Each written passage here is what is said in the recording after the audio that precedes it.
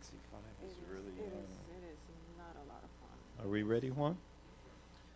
Okay, good evening, ladies and gentlemen, to the City of West Miami Planning and Zoning Board meeting of July 26, 2016.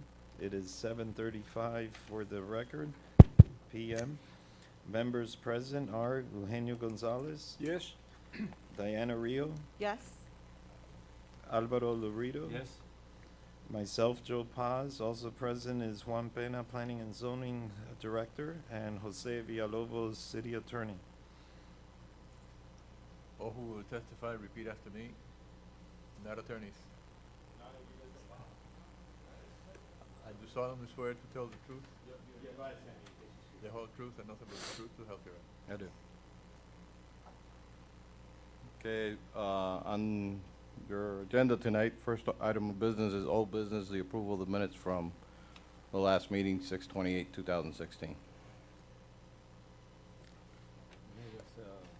Motion? Yep. I move. That is be adopted. Okay, I'll second the motion. On the motion, Eugenio Gonzalez, Yes. Diana Rio, Yes. Alvaro Lurido, Yes. and I vote yes. Okay, next item is public hearing, agenda item number 1. Property address is 1650 Southwest 62nd Avenue, West Miami, Florida, 33155. Florida Power and Light Company. Applicant is requesting a special use permit for planned development for the property at the above address and pursuant to Florida Statute 163-3208, paren 4, for a new substation referred to as the Banyan Substation, next to the existing 62nd Avenue substation. Total acreage for the parcel is 0.919 acres. The proposed design of the Banyan substation will improve the entire architecture design of the entire property. The features will also serve to improve the security for both stations, since the request includes modernizing of the complete site. The site plan will be aesthetically pleasing for the community and will provide a 12 feet high decorative wall with lush landscaping to surround the entire site. Zoning ordinance 282, section 2B. Before you have the application, and for Florida Power and Light, you have Holiday Knight presenting tonight. Good evening. Good evening, sir. Good evening. Proceed. To all of you, Hugo Arza, offices at 701 Brickell Avenue. I'm joined today by Sammy Rodriguez, Monica Barnes, and Armando Fernandez of Florida Power and Light. Pleasure to be before you. I want to thank staff, your zoning director and your city attorney, as well as your city manager who may hear the tape of this. We've been working with them for quite some time to put the finishing touches on this application. I suspect all of you are very familiar with the site, about 7 or 8 blocks south of here. Adjacent to, next to the existing substation, Florida Power and Light is proposing a new substation on land that they've owned for, put up, I have 2 or 3 boards up, I guess 4 with the one behind it. But the land that this new substation will go on is land that FP&L has owned since either 1964 or 1968. So quite some time in which they've, as they routinely do, have land available as the needs increase. As all of you know, Florida Power and Light is our energy provider, our electricity provider, and as such, they have a mandate from the state to keep up with, to modernize, and to address shortfalls and concerns that may occur from time to time. This substation, no substation serves simply a municipality or a community. It's not bound by political lines. It's bound by whatever the lines of the grid of that particular substation. And we have the map down at the bottom that kind of shows sort of the 8th Street to Bird and the width of the area that this station would cover, this new substation would cover. There's been an increase in need and demand for electricity in this area, as there has been throughout Florida, throughout South Florida, and every community. Miami Children's Hospital is one of the driving forces. They're in this particular service area for this new substation. As anyone here knows, if they've had any kids, one of the best hospitals in the world for children, one that's grown tremendously and has a lot of needs and demands. Several years back, they reached out that they were going to be doing some major expansions at the hospital. that has played a large part in Florida Power and Light having to move forward at this time with a new substation on this location. As Mr. Penna said, we've taken the opportunity, since there is a substation next door, the one that's been there for quite some time, we've taken the opportunity to do what we can to improve the facade in the surrounding area in its entirety. We figure that it's a good opportunity. I think that the staff recommendation, and I think, again, your zoning director for the recommendation of approval, notes that, in the past there have been some security concerns, chain link fence, things of that nature. What we're proposing now, and I'll bring up,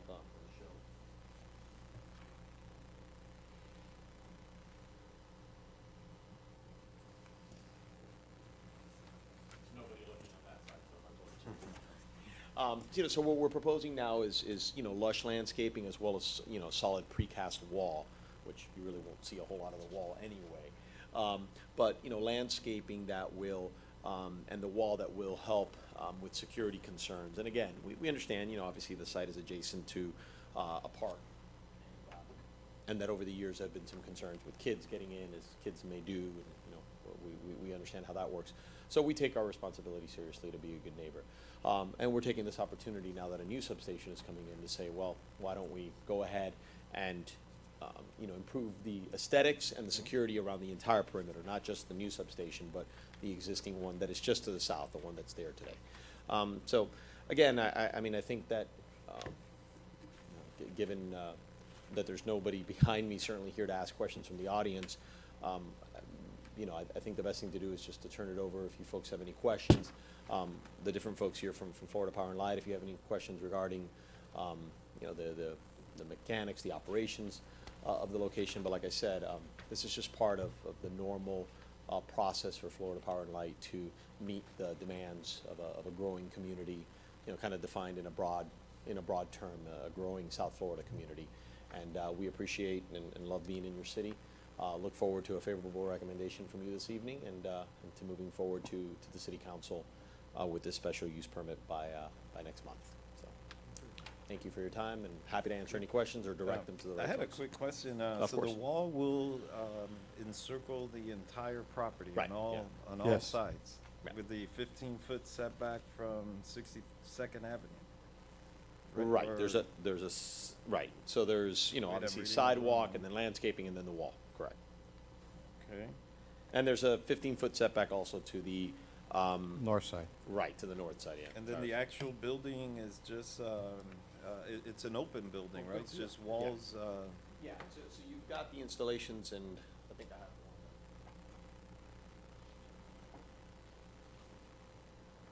the one I left in my bag. It'll be easier to show. okay. Just for the record, we did notify 500 radius feet around the property and also published the ad in the Miami Herald neighbor section. Okay, do we have to open up the meeting to the public? Yeah, once they finish presenting, you could open it Okay. to the public. Yes, it is outlined, so, yeah, you can see, I have the same page. So you can see so I can speak into the mic.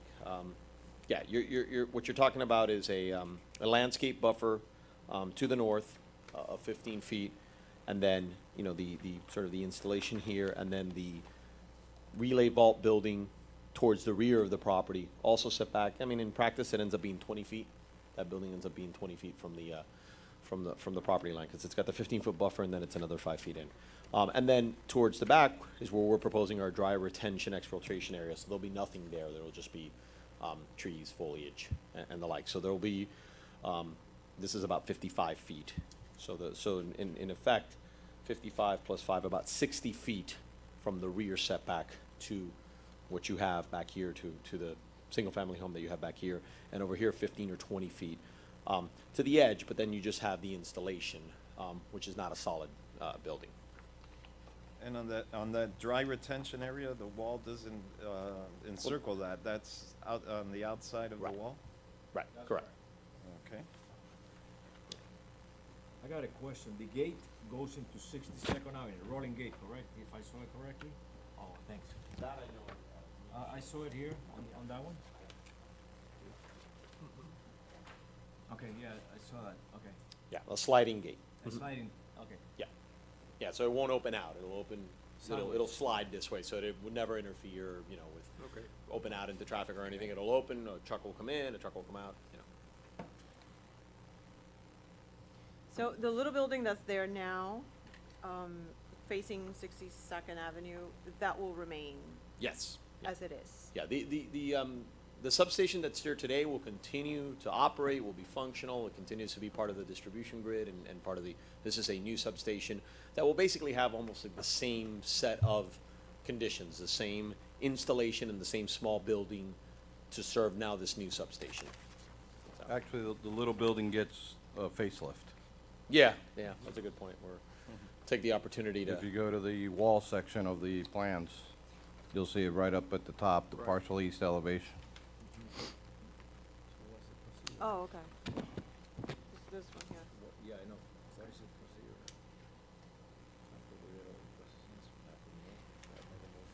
Yeah, to approve. But we have to open the public hearing. Okay. I got one. You have? Yeah. I have mine.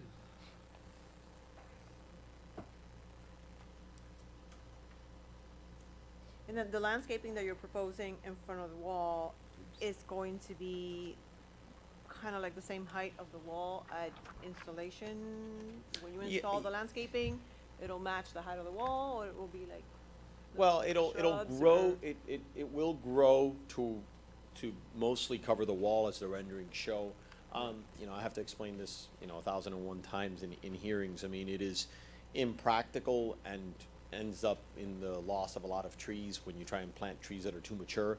So sometimes the trees, you know, will grow, you know, will be planted a little smaller, but the idea is that they will grow to be about the height of the wall. You know, we are limited somewhat with how high we can go because we've got power lines, so we've obviously got to have a safety consideration that we can't go above. So, but we'll be right in that sort of sweet spot where it's high enough to cover the visual effects, but not so high that we hit power lines and create our own problems. And I would assume also prevent kids from climbing on the tree Of and then course. jumping over into the substation site. Yeah. Hopefully between the wall and the trees and everything, we're creating a deterrent for anyone doing that.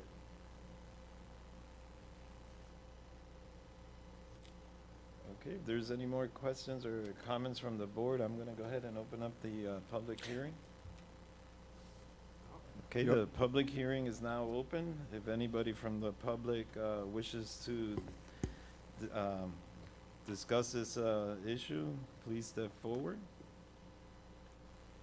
Okay, there's no members present in the public, so the public hearing is now closed. Any other comments, questions from the board?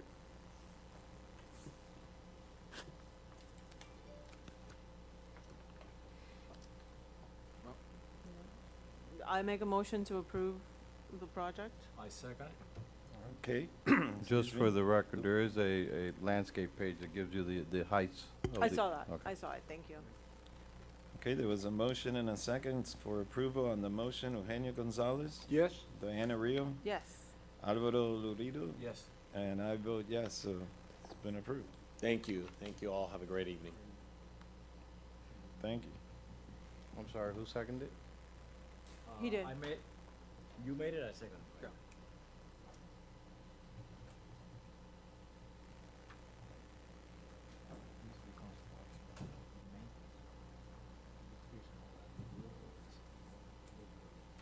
No, that's FPNL.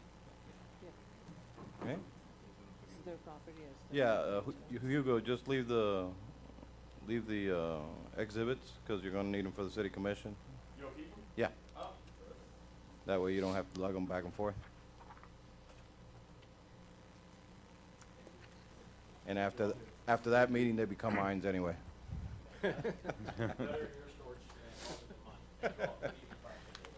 Actually, I might put them in my new building.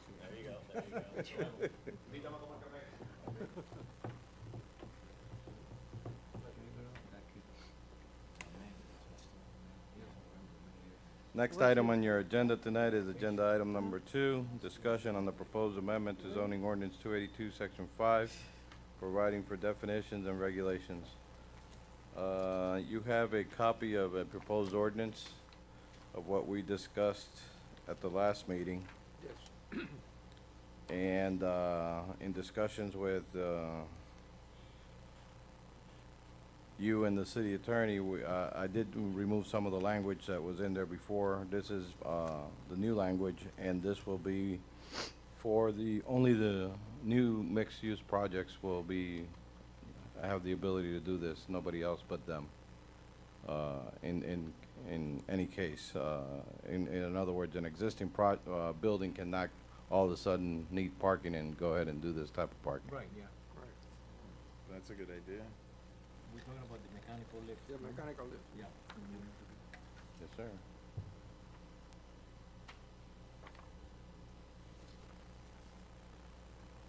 And on the percentage, I lowered it from 50 to 35.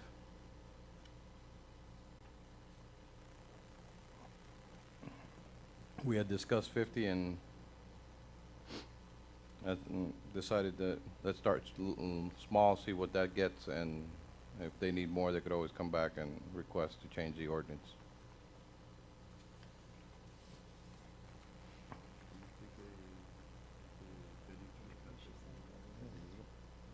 That's at the top of the second page. Second page.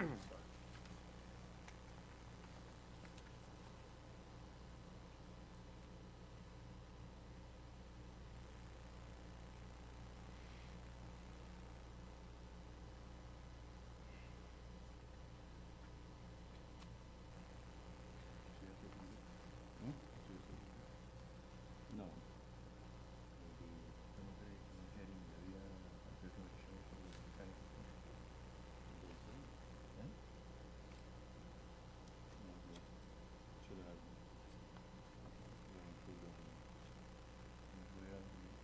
This is basic. Juan, I got a question. This is basically the same except the 35%, correct? We lowered it from Yeah. 50 to So 35. it's basically the same as we discussed before. And we took out the sections allowing apartment uses to be able to do this type of work, Okay. just only in special use, mixed-use districts. Commercial mixed-use districts only.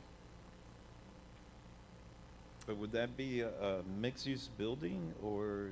Correct. Because the But- one on 15th and 67, I don't recall, that was strictly an apartment building, right? Yes, But so this would allow them, yes, because they're in the mixed-use corridor. oh, okay, I'm sorry. I didn't- What we're trying to keep it away from is The interiors. the properties to the rear, which are apartment use, Okay. out of there. Okay. So that the noise of the operation of this is not close to the neighbors to the back, which are residential. Now, what happened to the requirement that they needed to provide drawings showing the project with regular parking in comparison to, in other words, so that they can show that if they do regular standard parking spaces as opposed to this, that they're not over intensifying the, Basically. where's the density. language of that? The density of the The building. density of the property. We left that out, but we could put that back in. And also the facade, remember how we talked about the facade being, active, you know, with some sort of, treatment on the wall so that it's not just a blank wall with openings just Grill. looking into the lift? Correct. I don't see that there either.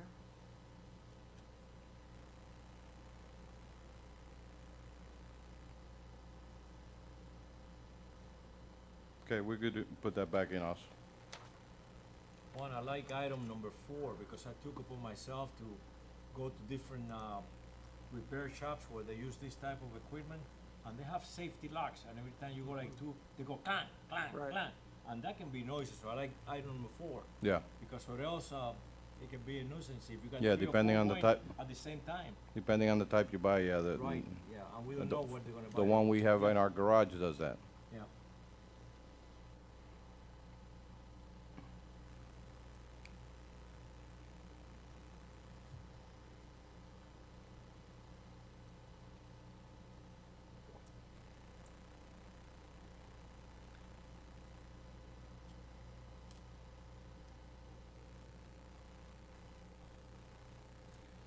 Juan, as far as the yearly inspection by a licensed engineer of the equipment, would that be in conjunction with the occupational license fee? In other Well- words, they would have to submit that before they can renew their license? Usually we run on that same calendar, on the fiscal calendar. Okay. So they would be required to turn it in every October 'Cause 1st. they won't need a special license No. for that, like an elevator license, none No. of that? Okay. Okay. But right now, they have different requirements that they gotta turn in, like the 40-year recertification, the 10-year subsequent recertification, the bypass equipment for the water meter certification, so that'll be just another one that they would have to turn in. Okay. I like the fact that you require an inspection because the ones I seen, they're not in our city. I saw one repair shop on 57th and 2nd Street Northwest.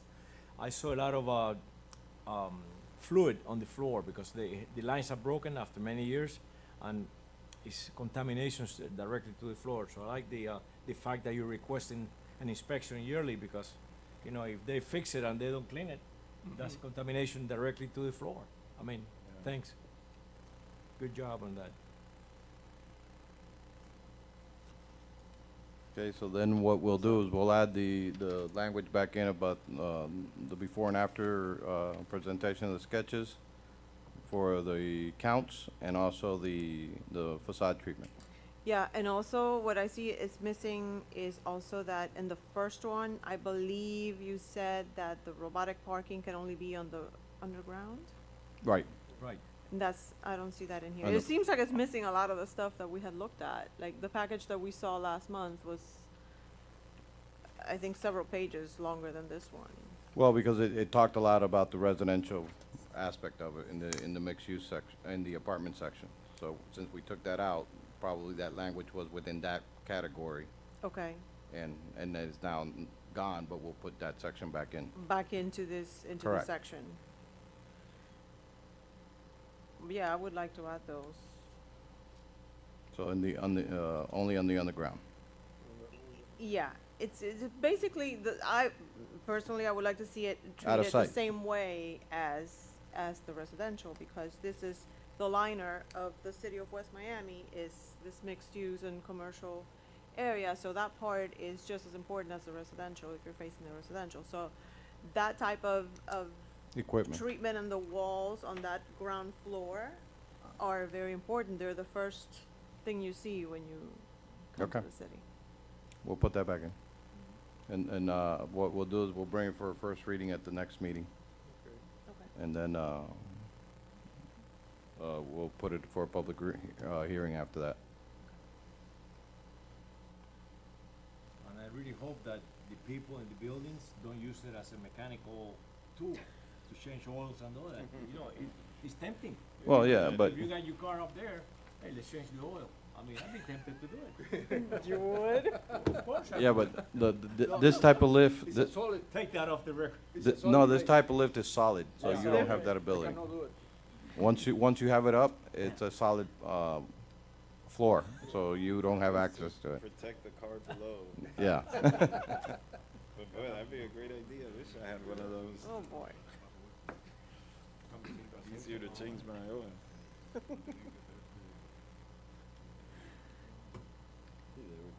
Okay, any further comments from the board? You need a motion to approve? I don't know. Yes, well, I make a motion to approve it With with the recommendations that we Right. made, including those languages. I second the motion. Okay, on the motion, Eugenio Gonzalez? Yes. Diana Rio? Yes. Alvaro Lorido? Yes. And I vote yes.